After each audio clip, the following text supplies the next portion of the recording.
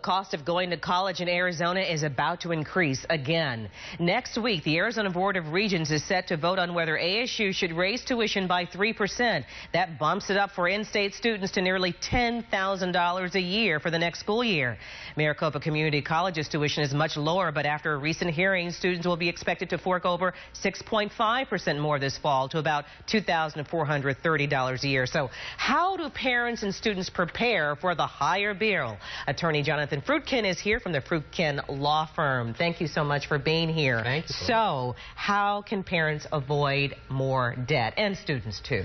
Well, you know, the challenge here is that the amount that costs for a student to go to school has increased dramatically. In Arizona, it's more than doubled since 2008. And so there is a challenge that parents and that students have to face. And the bottom line is that the way they have been dealing with it so far is just taking out more and more loans, and that's not necessarily the best answer. Are maxing out their credit cards.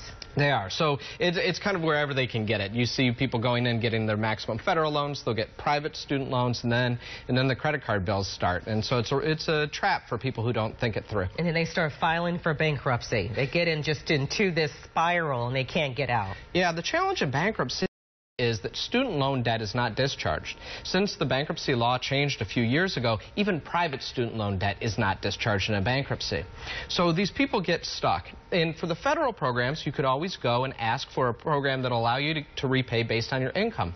But the private student lenders don't have that same program. So you need to be real thoughtful about what you do, or else you'll end up in a bankruptcy where you'll be repaying the most you can just to go into another bankruptcy, and we see more and more of that. And this is a huge problem. The National Association of Consumer Bankruptcy Attorneys issued a report recently suggesting college loans could become the country's next financial crisis. Last year we saw that the total amount of student loan debt exceeded $1 trillion for the first time. Just to give some perspective, the amount of money that people are borrowing for college now exceeds the amount that's on credit card debt. And so it's a huge number, and it's getting worse and worse as tuition rates rise. So you have some solutions. How can we prevent all of this? Well, there's a few things that you could do. I mean, first of all, there are things that an educated, educational consumer can do. They can look at scholarships or grants.